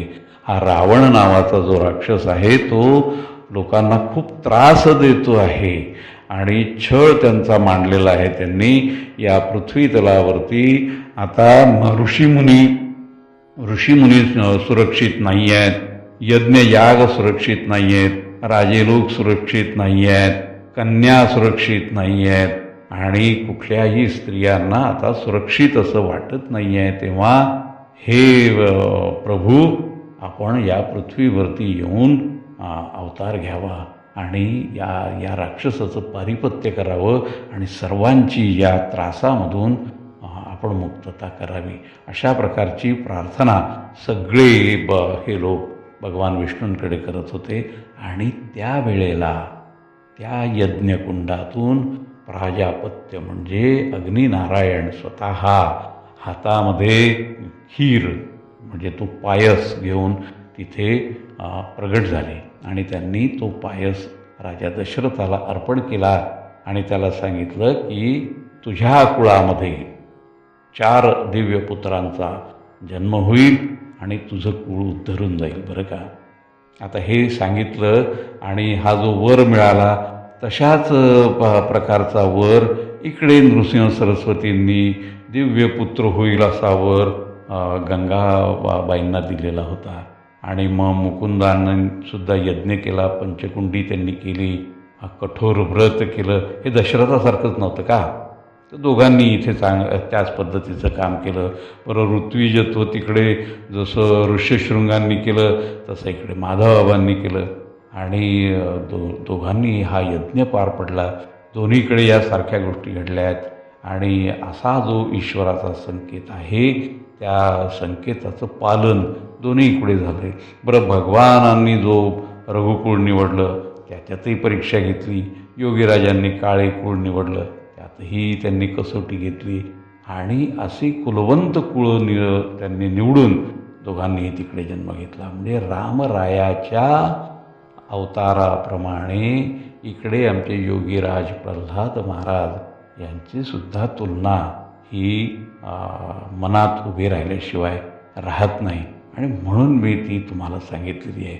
बरं, तिकडे काय झालं की रामांनी काय केलं, रामरायांनी दुष्ट लोक जे होते पृथ्वी तलावरती त्यांना दंड केला, त्यांना शासन केलं आणि त्यांना नम्र होण्याला भाग पाडलं किंवा मग पृथ्वी तलावरून त्यांना नष्ट करून टाकलं. आणि हे सगळं करण्यासाठी हातामध्ये कोदंड धरलं. इथे प्रल्हाद महाराजांनी काय केलं, आमच्या महाराजांनी सद्गुरूंनी काय केलं माहिती आहे का, यांनी सुद्धा कोदंड धरला हातात. पण ते कोदंड होतं साधेपणाचं, अत्यंत साधेपणाचं. तेव्हा साधेपणाला आम्ही कोदंड जेव्हा म्हणायला लागतो तेव्हा सगळ्यांना आश्चर्य वाटेल, नाही का? आश्चर्य वाटण्यासारखीच गोष्ट आहे की साधेपणाला कोदंड कसं म्हणता येईल? ते तर बिळबिळीत असतं, मुळमुळीत असतं, त्याला कोदंड म्हणून कसं काय तुम्हाला म्हणता येईल, नाही का? हे तर तुम्ही अगदी म्हणजे लोणी जे असतं ना, त्या लोण्याला वज्र म्हणण्यासारखं आहे. म्हणजे हे अगदीच अयोग्य आहे असं वाटतं, असं तुम्ही गारण कराल. पण तसं काही तुम्ही करू नका. तुम्ही काय करा माहिती आहे का, थोडा विचार करून पहा. मी तुम्हाला विचाराची कोणती दिशा आपण घ्यायची आणि कसा विचार करायचा ते सांगतो इथे, की थोडं विचार करून पहा, आपल्या लक्षात सगळं सत्य येईल. बरं का? आमचे महाराज जे या जगामध्ये अवतीर्ण झाले ते युग आहे कलियुग. कलियुगात ते आले. रामाचं युग वेगळं, रामाचा काळही वेगळा आणि त्यावेळेसची माणसंही वेगळी, त्यांचं आचरणाच्या पद्धती वेगळ्या, नीतिमत्तेच्या कल्पना वेगळ्या. आजचा काळ हा आणखी वेगळा आहे. हा कलियुगातला काळ आहे. कलियुगामध्ये खोटेपणालाच प्रतिष्ठा आहे. जो अधिकाधिक खोटं वागू शकतो त्याला प्रतिष्ठा आहे. धूर्त लोकांना प्रतिष्ठा आहे. धटिंगणांना, गुंडांना प्रतिष्ठा आहे. त्यांच्यासाठी हे जग म्हणजे जणू काही रान आहे. मोकळे सुटलेत, ते वाटेल तसं वागू शकतात. ते जे बोलतात ते कधी करत नाहीत. सांगतात आम्ही अमुक अमुक करू, पण ते कधीच करायचं नसतं. आणि जे करायचा हेतू त्यांनी मनात धरलेला असतो तो तर कधी उघड होत नाही. का उघड होत नाही? तर त्याच्यामध्ये फार मोठा स्वार्थ दडलेला असतो आणि खोटंच बोलायचं असतं, फसवायचं असतं लोकांना. त्यामुळे त्यांचा खरा चेहरा कधीही लोकांच्या पुढे येत नाही. ते सारखं खोटं बोलत असतात, खोटंच वागत असतात, स्वार्थ पाहत असतात आणि ते तुम्हाला फसवण्यासाठी म्हणून खोटं खोटं सगळं. भक्ती पण त्यांची खोटी, त्यांचं डोळे मिटणं खोटं, त्यांचे हात जोडणे खोटं, सगळं खोटं हो. असे खोटारडे लोक या कलियुगामध्ये आहेत. ते देवतांना सुद्धा असं त्यांच्या स्वार्थासाठी त्या देवतांचा उपयोग करतात. ते असं सांगतात की हा जो देव आहे ना, हा जागृत आहे बरं का, इथे तुमच्या मनातल्या सगळ्या इच्छा पूर्ण होतील. तेव्हा तुम्हाला काय नवस दिवस करायचे आहेत, मुलं बिलं मागायचे ती इथे मागा, ती तुम्हाला मिळतील, असं खोटं सांगायचं. ईश्वराला लोकांनी दानधर्म करावा याच्याकरता आकृष्ट करायचं, ही देवाला एक प्रकारची लाचच आहे. अशी सगळी संधी साधू माणसं आसपास आहेत. ते काय करतात तर पापच करत असतात. एक पाप झालं की दुसरं, दुसरं झालं की तिसरं, अशी हजारो पापं त्यांनी केलेली आहेत. तिकडे वाल्या कोळ्याने जितकी रांजण भरली नसतील तितके यांची रांजण पापाची भरलेली आहेत. हजारो हजार पापं यांची झालेली आहेत. आता एवढी पापं केली, आता जगामध्ये आपला नावलौकिक राहिला पाहिजे, आपल्याला लोकांनी मान दिला पाहिजे म्हणून थोडंसं पुण्य करण्याचा आव आणतात. थोडासा खर्च करतात पुण्याचा. आता ते जे काही दानधर्म करतात असं दाखवत असतात, त्याचाही डांगोरा पेटतात आणि त्याचं सुद्धा आपलं नाव तिथे कोरलं जाईल अशा प्रकारचे दगड तिथे लावा असं ते निर्लज्जपणाने सांगतात. त्यांना लाजच वाटत नाही हो. असं त्यांच्याकडे चरित्र नावाचा प्रकारच नसतो. सगळ्या बाजार मांडलेला, काळा बाजार हा सगळा, आणि सगळे शरीराची चोचली पुरवण्याचा उद्योग तिथे चाललेला. तेव्हा त्याच्याकरता जे जे करता येईल ते ते करतात. बरं, असं करण्यामध्ये पुरुष आघाडीवर आहेत आणि स्त्रिया मागे आहेत असं मात्र अजिबात नाही बरं का. सगळे त्याच्यामध्ये आहेत, सगळ्या प्रकारचे लोक आहेत. लाजलज्जाच ठेवलेली नाही. मग ते काय त्याचं त्या उरलंच नाही काही. धन मिळवणं एवढं एकमेव उद्दिष्ट आणि धनाने सगळी सुख मिळतात अशा प्रकारचं या जगामध्ये तत्व प्रस्थापित झालेलं असल्यामुळे कलियुगामध्ये धन कोणत्याही मार्गाने मिळवा, पण धन मिळवा म्हणजे आपल्याला सगळी सुख आपल्या दाराशी उभी राहतील असं ते कल्पना रूढ झालेली आहे. बरं, ते इतके बदमाश आहेत, इतके ते फसवे आहेत की ते या देहाला मंदिर म्हणतात. देवाचं मंदिर आहे आणि जो आत्मा आपल्या शरीरात बसला आहे तो परमेश्वर आहे असं मोठं छान बोलतील आणि त्याच्याकरता स्वतःभोवती फिरतील, त्याला प्रदक्षिणा म्हणतील. अरे काय म्हणायचं या लोकांना, खोटेपणाचा किती कळस त्यांनी करावा. असं हे वर्तमान काळ हा असा आहे आणि या वर्तमान काळाचा म्हणजे हा कलियुगाचा काळ जो आहे तो असा आहे. त्याचं हे वार्तापत्र आपल्याला दिलेलं आहे. तेव्हा अशा वेळेला साधेपणा धारण करणं, आसपास सगळं खोटं चाललेलं असताना खऱ्या अर्थाने साधेपणा स्वीकारणं हे किती कठीण असेल याचा आपण विचार करा. म्हणजे हे ते विचार करण्याचा खरा मुद्दा आहे की सद्गुरूंनी आमच्या साधेपणा स्वीकारला, खरा स्वीकारला. ते काही या लोकांसारखं नाही तर खरेपणाने स्वीकारला.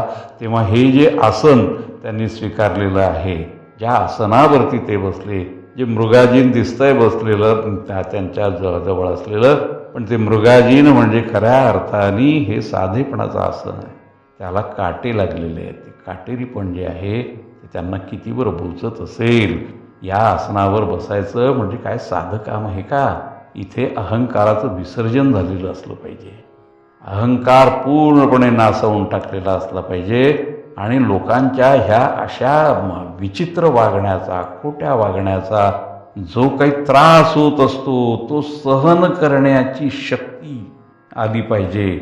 आणि ती किती असली पाहिजे तर ही जी पृथ्वी आहे, काश्यपी आहे, ती जसं सगळ्यांना सहन करते. या पृथ्वी तलावरती सर्व प्रकारचे लोक आहेत, सगळ्या प्रकारचे, चांगली आहेत, वाईटही आहेत आणि अनन्वित अशा प्रकारचा या ठिकाणी छळ लोकांचा चाललेला असतो आणि काय चाललेलं नसतं ते सगळं इथे असलं तरी सुद्धा पृथ्वी जशी हे सगळं सहन करते तसं त्या आसनावरती बसून आमचे सद्गुरू लोकांचे कितीही दुर्गुण असतील, त्याचा कितीही त्रास होत असेल, कितीही दाह त्याचा होत असेल तरी ते तिथे बसून सहन करतात.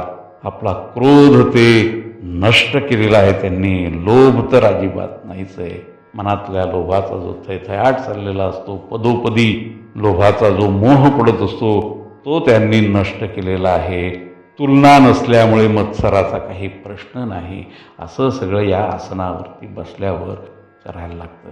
असं प्रदूषित वातावरण आहे बरं का सगळीकडे. आणि अशा वातावरणामध्ये सत्यव्रत राहणं, सत्यव्रती असणं आणि त्याच्याकरता प्रतिज्ञा करणं, बद्ध होणं आणि असं त्या जगामध्ये वागण्याचं ठरवणं, हे जेव्हा आमच्या सद्गुरूंचं रूप आम्ही पाहिलं, अहो गलबलून आलो आतून. वाईट वाटलं की काय हे सद्गुरूंनी सहन केलेलं आहे आणि कोणाकरता सहन केलेलं आहे तर ज्यांना उपकाराची जाणच नाही, अपकार करणंच माहिती आहे असा हा सगळा समाज आहे. उपकारांची फेड ते उपकाराने करतील असा हा समाजच नाही आहे. ते उपकार विसरून जाणारे लोक, कृतघ्न लोक आहेत. अशा कृतघ्न लोकांसाठी सद्गुरूंनी हा त्रास सगळा सहन केला.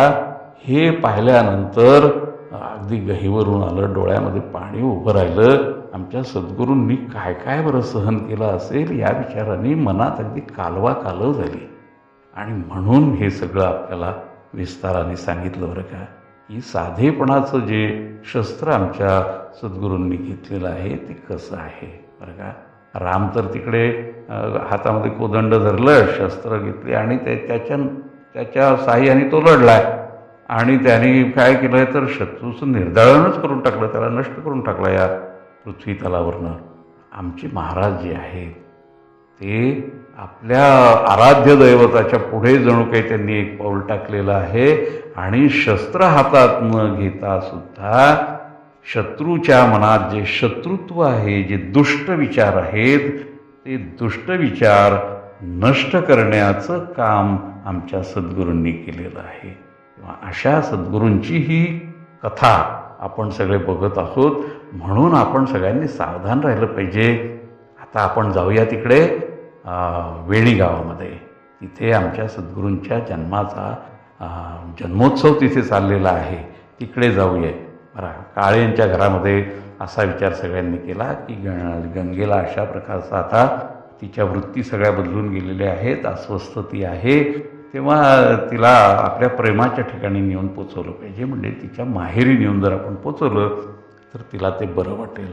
बरं, नुसतं एवढंच नाही आहे, तर मुकुंद अण्णांच्या मनात आणि माधवबाबांच्या मनात सुद्धा असा विचार होता की ज्या जागेवर आणि तिथे स्वामी नृसिंह सरस्वती वावरले, ज्या जागेवरती गंगेला वर प्राप्त झालेला आहे, त्या जागेवरती ती जाईल तर मग मंगल विचार तिच्या मनामध्ये येतील आणि चांगल्या गोष्टींचा अनुभव तिला येईल आणि दृष्टांत चांगले होतील, प्रभूची सेवा तिच्या हातून चांगली होईल. म्हणून मग मुकुंद अण्णांनी गंगेला माहेरी आणून सोडण्यासाठी म्हणून ते बैलगाडी जोडून तिला घेऊन निघाले. ते जेव्हा माहेराच्या त्या वेशीमधून आत शिरले तेव्हाच हा परिणाम लगेच दिसायला लागला. गंगेच्या मनातलं विचारच एकदम बदलून गेले. ती जेव्हा वेशीतून आत शिरायला लागली तेव्हा जणू काही आठवणींचा कल्लोळ तिच्या मनामध्ये निर्माण झाला. आठवणींचा पूरच आला आणि त्या पुरामधून मग गंगा वाहत निघाली. तिथलं मग बारीक सारीक गोष्टीसुद्धा तिला फार मोलाच्या, आपल्या जवळच्या, हृदयाच्या जवळ अशा वाटायला लागल्या. अहो, तिथली जे पक्ष्यांचा जो किलबिलाट सुरू झाला तो किलबिलाटसुद्धा तिला अगदी मंजूळ असा वाटला आणि एक हलकं पीस तिच्या हृदयावरून फिरल्यासारखं वाटलं. ती पहाड जी आहे ती पहाडसुद्धा त्यांना हवीशी कवेत घ्यावीशी वाटायला लागली आहे. आणि अशा सकाळच्या वेळेला तिच्या अंगावरती आनंदाने अगदी शहारे आलेत बरं का. आणि आनंदाच्या या वेळेला जणू काही भविष्याचं ललाटच शहारून गेलं की काय असं वाटत होतं. बरं, वेळ प्रभातीची असल्यामुळे, सकाळची असल्यामुळे घराघरातून जी गुरं बाहेर पडली ती गुरं चालली होती आता वनामध्ये चरण्यासाठी म्हणून. आणि त्या गुरांच्या मागे जी मुलं चाललेली होती ती मुलंही त्यांनी पाहिली.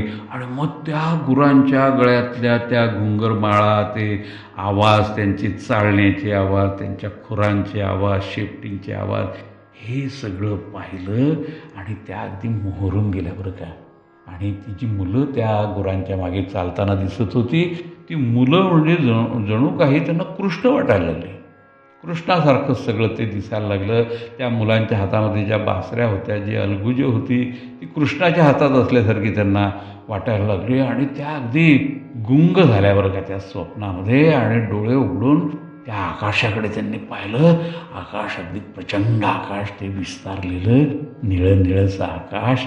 आणि सकाळच्या वेळेला त्या चांदण्या हळूहळू तिथून आता अलविदा म्हणत तिथून निघून चाललेल्या होत्या आणि सूर्यप्रभा सगळीकडे हळूहळू पाकत होती. ते दृश्य पाहिल्यानंतर त्या हरवून गेल्या आणि त्यांना जे आपलेपण तिथे वाटलं त्या आपलेपणाने त्या अगदी मोहरून गेल्या. अशा प्रकारची त्यांना अतिविराट अशी स्वप्न पडायला लागली. आणि नुसतं ते नाही आहे तर त्यांना असं वाटायला लागलं की आपला मुलगा म्हणजे रामच आहे, हा रामच आहे. आणि तो आत्ता इकडे सहसा बागडतोय, खेळतोय आपल्यासमोर. आणि खेळता खेळता त्याच्या कमरेला जो कडदोरा आहे, जी कटीसूत्र आहे, त्याच्यामध्ये जी बारीक बारीक अशी जी घुंगरं आहेत, छोटी छोटी छोटी छोटी, त्याच्यामधून जो किणकिणाट ऐकायला येतो आहे, हा किती किती बरं वाटतं, हलकं हलकंसं वाटतं, ते ऐकतच राहावंसं वाटतं. हे सगळं पाहिल्यावर त्या रामाकडे पाहिल्यानंतर त्यांच्या डोळ्यांच्या कडा अगदी ओलावून जातात. त्यांना ते बाळ अगदी उचलून घ्यावंसं वाटतं. एवढंच नाही तर ते बाळ धावता धावता काहीतरी आवाजही करतं आहे आणि ते स्वर त्यांच्या कानावरती पडतात आणि त्याच्यामुळे त्या अगदी अस्वस्थ होऊन जातात आणि त्यांची दृष्टी अगदी भिरभिर रामाला शोधायला लागते, त्या बालकाला शोधायला लागते. आणि ती कशा करतात तर त्या म्हणतात की अरे ये इकडे, मी तुला हा चंद्र देऊ का खेळायला. ही जी चंद्राची कथा आहे आपल्यापर्यंत येऊन पोचलेली आहे की बालरामाने चंद्राचा हट्ट धरला आणि म्हणून सेवकांनी परातीमध्ये पाणी घेतलं आणि त्याच्यामध्ये चंद्राचं प्रतिबिंब रामाला खेळायला दिलं. रामाला असं वाटलं आपल्याला चंद्र मिळाला खेळायला. तर ती कथा गंगाबाईंच्या मनात रेंगाळत असल्यामुळे त्यांनी असं विचारलं की अरे तुला मी चंद्र देऊ का खेळायला, ये ये इकडे. का काय करू, ह्या ज्या चांदण्या आहेत त्या सगळ्या जमा करून त्याची माळ करते हां आता, आणि ती माळ मी तुझ्या गळ्यात घालते. आता त्यांच्या लगेच ते दृश्य दिसायला लागलं की समजा माळ आपण बाळाच्या गळ्यात घातली तर बाळ आनंदाने टाळ्या वाजवेल आणि त्या टाळ्या अगं बाई आणखी हे काय दिसतंय आहे, त्या टाळ्या नाही आहेत तर त्या जणू काही झांजा आहेत आणि त्यामधून जो ध्वनी बाहेर पडतो आहे तो तर काय विचारू नका, मन अगदी मोहरून जातं त्याच्यामुळे. आणि हे दृश्य पाहिल्यानंतर त्यांच्या दृष्टीला भ्रम व्हायचा आणि ती दृष्टी झांजळून जायची. संध्याकाळच्या वेळेला जसं होतं काय अंधार आहे, थोडासा उजेड आहे, अशा वेळेला जी दृष्टी झांजळून जाते तशा प्रकारे या खेळांमुळे गंगाबाईंची दृष्टी ही झांजळून जायची. अशी त्यांची उन्मनी अवस्था झाली. हे जे डोहाळे आहेत आणि डोहाळ्यांचा जो डोह आहे त्याच्यामध्ये त्या अगदी ढवळून निघाल्या, भावविव्हल झाल्या, इतक्या झाल्या की त्या छताकडे जेव्हा पाहायच्या तेव्हा पापणी पण लावायची नाही, तिथे पण त्यांना वेगवेगळी दृश्य दिसायची. अशा प्रकारे गंगाबाईंची अगदी विचित्र अवस्था झाली होती. आणि हे डोहाळेसुद्धा जगावेगळे होते बरं का. तर जगावेगळ्या डोहाळ्यांनी जी गंगाबाई ग्रस्त झाली होती तिच्या भोवती माहेरी आल्यामुळे सगळं मायेचं मंडलच तिथे होतं. सगळ्यांनी मायेचं कडं केलं होतं. 9 महिने पूर्ण होईपर्यंत सगळ्यांनी तिला अगदी पोटच्या गोळ्याप्रमाणे, हातावरच्या पोडाप्रमाणे जपलेलं होतं. आणि 9 महिने असे पूर्ण झाले. आता 9 महिने पूर्ण झाले, बाळंतपणाची वेळ आली.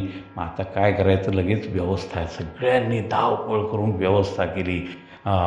त्या घरामध्ये जी बाळंतपणाची जी खोली होती ती खोली उघडल्या गेली, साफसूफ झाली आणि झाड लोट सारवून घेणं, त्याला रंग देणं, चुनकळीचा रंग त्याला दिला गेला. आणि एवढंच नाही आहे तर भिंतीवरती मनात चांगले विचार यावेत म्हणून कुंकवाची स्वस्तिकं काढल्या गेली, शुभचिन्ह काढली. म्हणजे भगवान विष्णूंची सगळी जी चिन्ह आहेत, शंख चक्र गदा पद्म, ते सगळं भिंतीवर रेखाटल्या गेलं.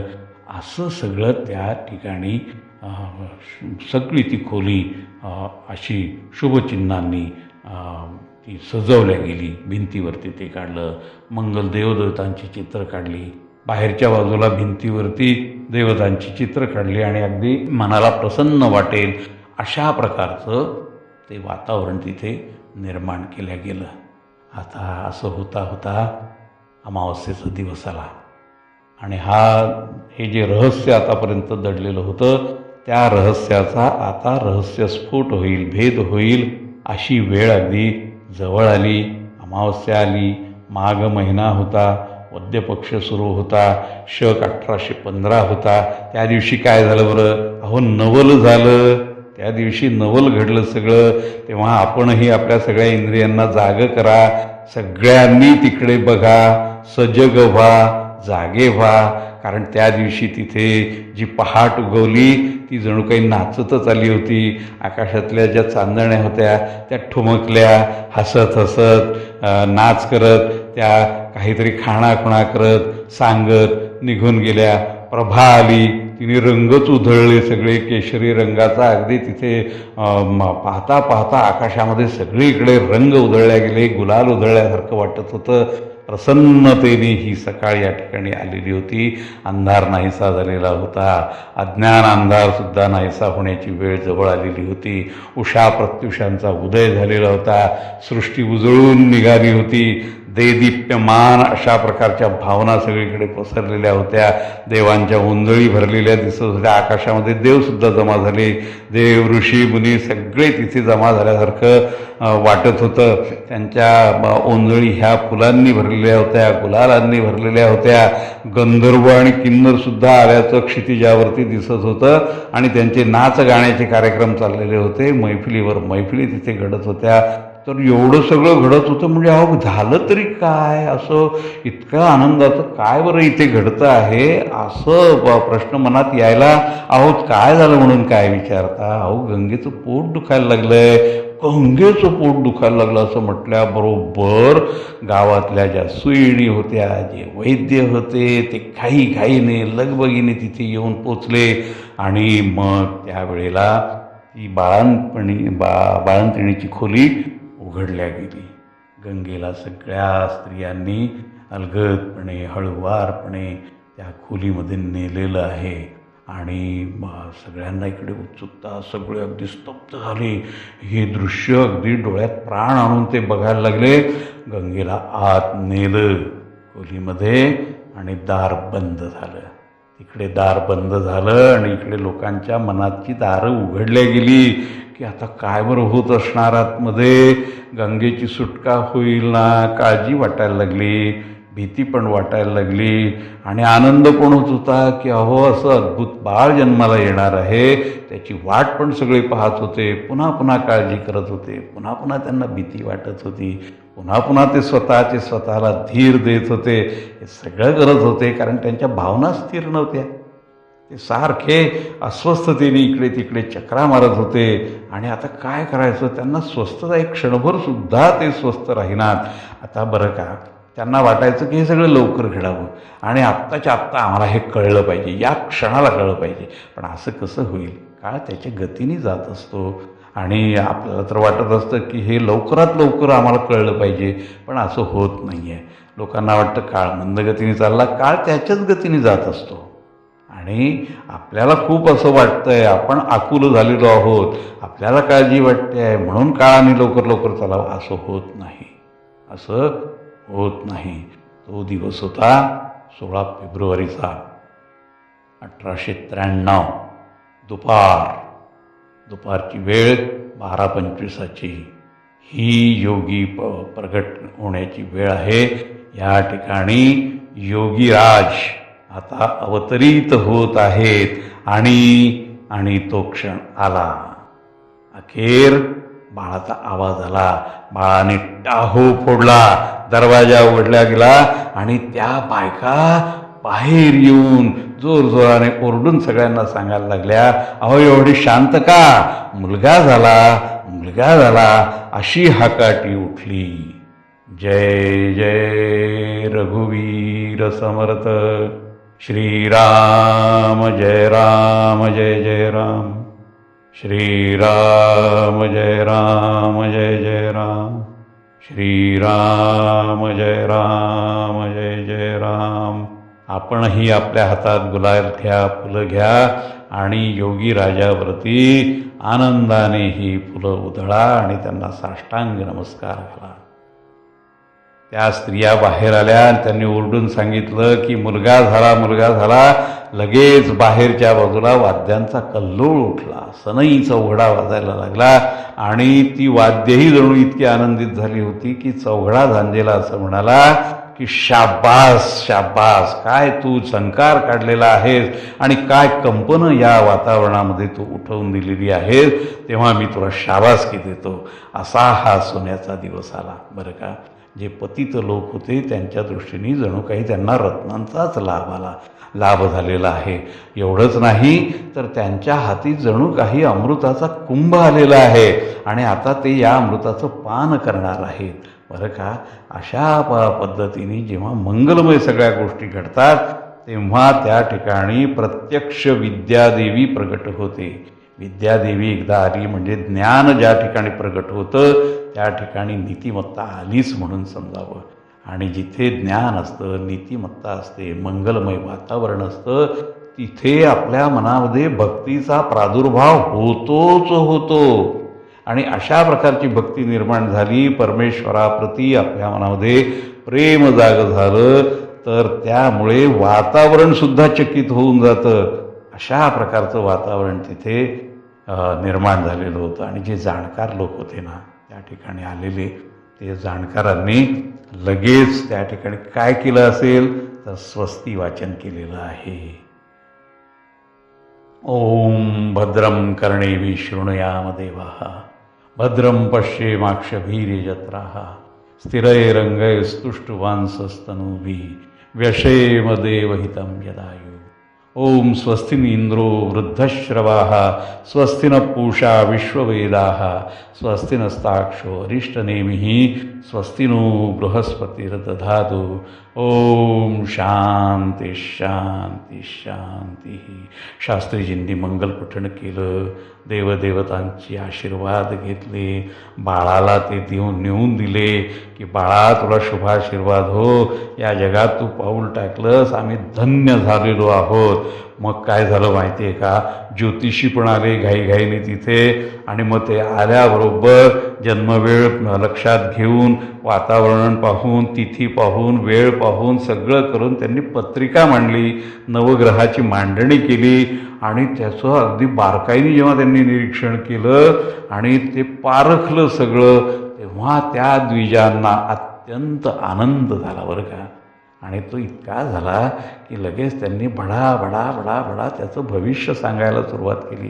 ते म्हणाले अहो शास्त्रीजी, हा जो पुत्र आहे ना, हा पुत्र अतिशय नम्र असेल, आर्जवी असेल, विरागी असेल, यांनी जे व्रत तो घेईल ते कधी तो टाकणार नाही, त्याचं संपूर्ण आयुष्य असं वैराग्यपूर्ण रीतीने जाणार आहे. तो लोकसेवा करेल. रामरायांनी जशी लोकसेवा केली आणि लोकानुनय केला, तशाच पद्धतीचा लोकानुनय हा आपला जो पुत्र आज जन्माला आलेला आहे तो करणार आहे. याच्या अवतीभोवती भरपूर लोक असणार आहेत. लोकसंग्रह हा भरपूर करेल, भक्ती मार्गावरती चालेल, रामसेवा करेल आणि अगदी निस्पृहपणाने करेल. याच्यामध्ये स्वार्थाचा लवलेश नाही. हा काय करेल आणखी तर रामनाम लोकांना घ्यायला लावेल, रामनामाची द्वाही सगळीकडे फिरवेल आणि तो स्वतः या लोकांचा उद्धार करण्यासाठी म्हणून या भवसागरामध्ये स्वतःची नाव करेल तयार. आणि त्या नावेमध्ये या सगळ्या गरजू लोकांना करुणापूर्वक अत्यंत प्रेमाने तो त्यातमध्ये बसवेल आणि पैलतीरांना घेऊन जाईल. या ठिकाणची जी चुकली माकलेली लोक आहेत, मार्ग चुकलेली आहेत, चुकीचे निर्णय त्यांनी आयुष्यामध्ये घेतले आणि आपलं आयुष्य ज्यांनी बिघडवून टाकलं, त्या लोकांना हा जवळ करेल, त्यांना दिशा दाखवेल. आणि ज्या लोकांना मुळातच इच्छा आहे भगवंतावर प्रेम करण्याची, त्याचं नाव घेण्याची, पुण्याचं साठा करण्याची ज्यांची इच्छा आहे, असे जे मुमुक्षू लोक असतात, ज्यांना मोक्ष मिळवण्याची ओढ लागलेली असते, अशा लोकांना हा जवळ करेल. त्यांना अध्यात्म समजावून सांगेल, सोपेपणाने समजावून सांगेल.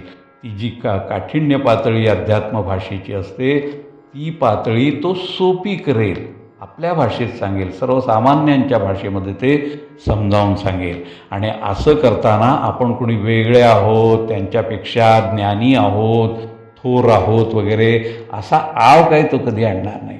तर मीही तुमच्याचसारखा आहे, मलाही तुमच्याचसारखे सगळे प्रश्न पडत असतात, असं तो त्यांना सांगेल, असं तो त्याच्यामध्ये भासवेल. नव्हे त्यांचा विश्वास तसा निर्माण करेल.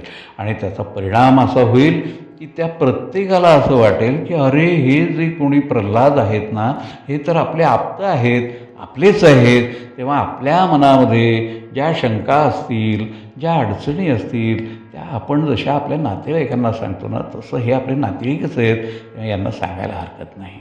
तेव्हा असं त्या द्विजांनी भरपूर काही सांगितलं. इतकं सांगितलं की जणू त्या चांगुलपणाची त्यांनी वृष्टी केली, पाऊस पाडला.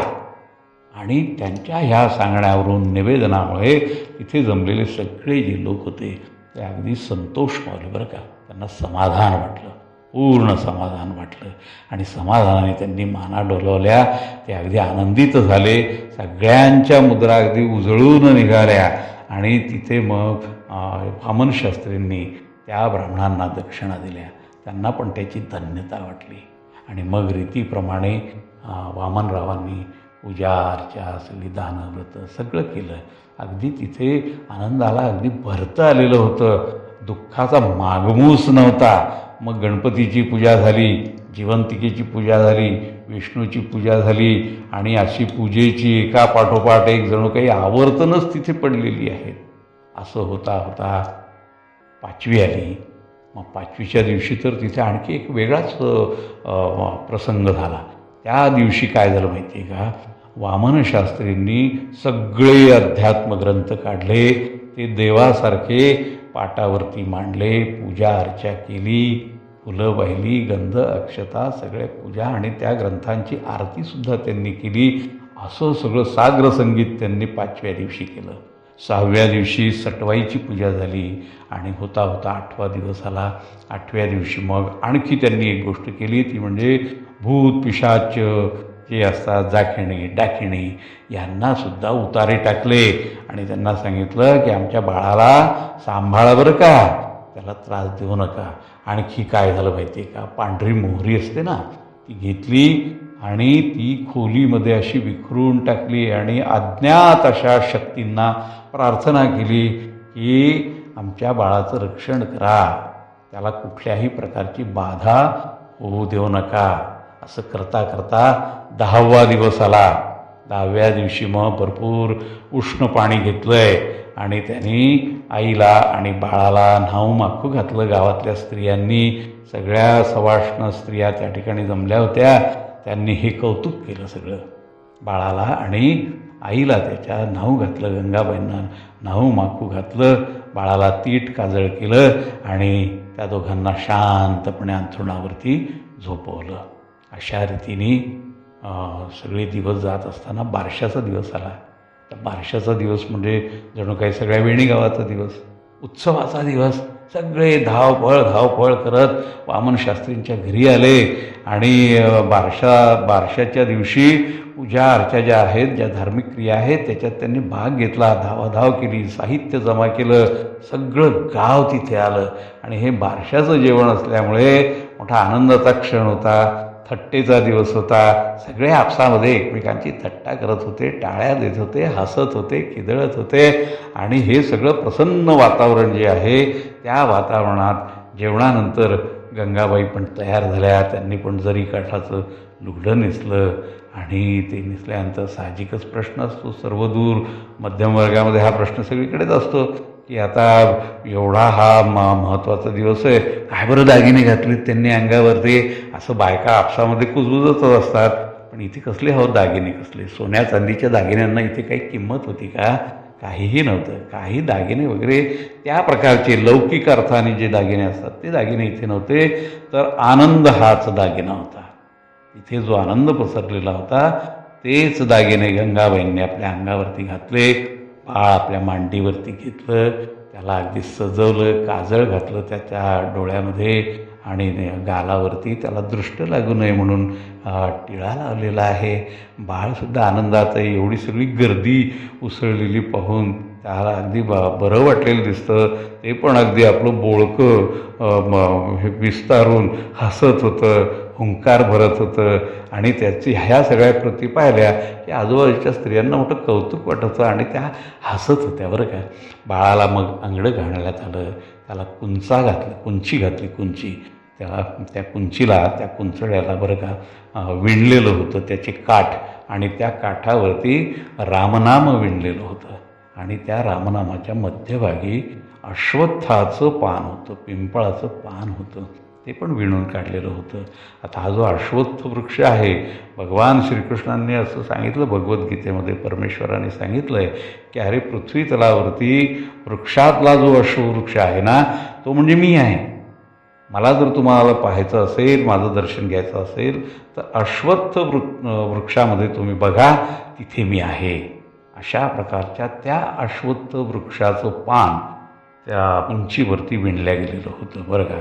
छातीवरती जिवती दिसत होती, बिंदल्या होत्या, मनगट्या होत्या, चाळवळे घातलेले होते. असं ते बाळ मोठं लोभसवाणं दिसत होतं बरं का.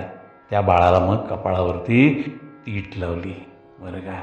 आणि काजळ घातलेल्या डोळ्यातून ते बाळ टुकू टुकू टुकू टुकू जे सगळीकडे पाहत होतं आणि हसत होतं, गोड हसत होतं, इतकं गोड हसत होतं की सगळ्यांना ते हसणं हवंसं वाटत होतं, त्याला उचलून घ्यावंसं वाटत होतं, हृदयाशी धरावं असं वाटत होतं.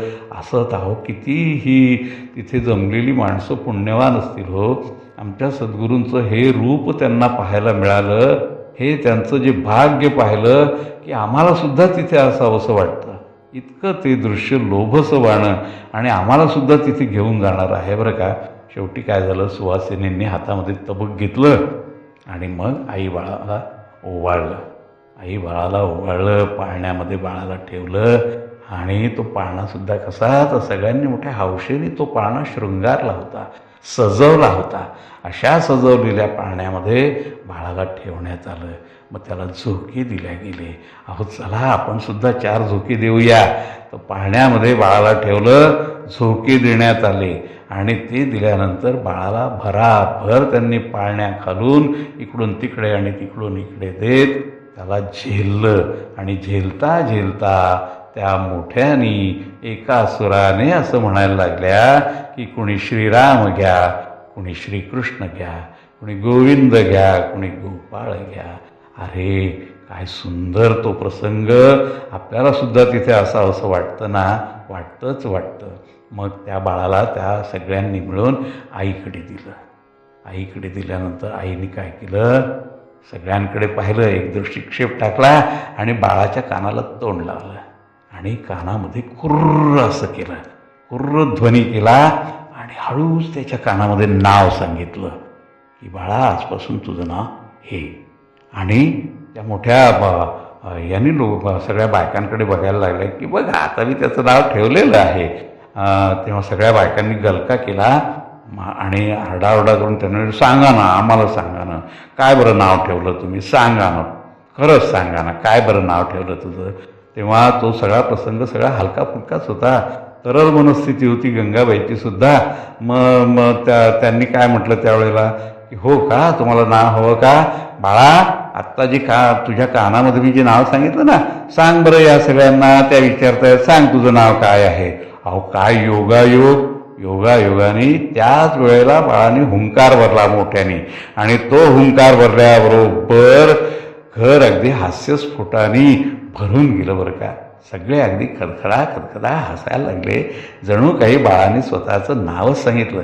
त्याला कळलं की आपल्याला काय विचारलेलं आहे. असा तो मोठा गोड प्रसंग बरं का. हा सगळा हास्यध्वनी थोडासा स्थिर झाला आणि मग गंगा हसत हसत म्हणाली की मी असं नाव ठेवलेलं आहे की जो एक महान भक्त होता आणि देवाचं नाव घेण्याकरता म्हणून त्याने अनेक परीक्षा दिल्या, त्याला अनेक परीक्षांना सामोरं जायला लागलं, अग्निपरीक्षाच होत्या त्या सगळ्या. तेव्हा असं ज्या भक्ताच्या बाबतीत घडलेलं आहे, त्या भक्ताचं जे नाव होतं ते मी या माझ्या बाळाला ठेवलेलं आहे. असं त्या बायकांनी ऐकलं आणि त्या विचार करायला लागल्या, कोड्यातच पडल्या, काय बरं नाव असेल. खूप विचार करायला लागल्या आणि विचार करता करता अकस्मात त्यांच्या लक्षात आलं आणि त्यांनी मग आपल्याला कळलं या अर्थाने चुटकी वाजवली आणि मग म्हणाल्या आम्हाला कळलं बरं का, कळलं त्याचं नाव काय आहे. मग गंगाबाई म्हणाल्या सांगा बरं काय नाव आहे. त्या म्हणाल्या हो याचं नाव आहे प्रल्हाद. प्रल्हाद बरं का. त्या प्रल्हाद महाराजांची ही कथा आहे, हे जे चरित्र आहे ते हे आमच्या प्रल्हाद महाराजांचं आहे. या चरित्रामुळे, त्या चरित्रातल्या घटनांमुळे, ते अभ्यासल्यामुळे आमचे हे सगळे जे प्रल्हाद महाराजांचे भक्त जमलेले आहेत आणि जे इतरत्रही आहेत, त्या सगळ्या भक्तांच्या आयुष्यात ज्या व्यथा असतील, त्यांच्या मनाला ज्या वेदना होत असतील, त्या व्यथा वेदनांचे हरण ही चरित्रकथा करू देत, त्यांना सुख मिळू देत, अशी विनंती मी ईश्वराला, शेखर हा ईश्वराला विनंती करतो की भक्तांच्या ह्या सगळ्या व्यथा वेदना हे ईश्वरा या कथेमुळे दूर व्हाव्यात, अशी मी आपल्याला प्रार्थना करतो आहे. या ठिकाणी हे भावदर्शन आपण आवर्त घेऊया. श्रीरामचंद्रार्पणमस्तु. जय जय रघुवीर समर्थ.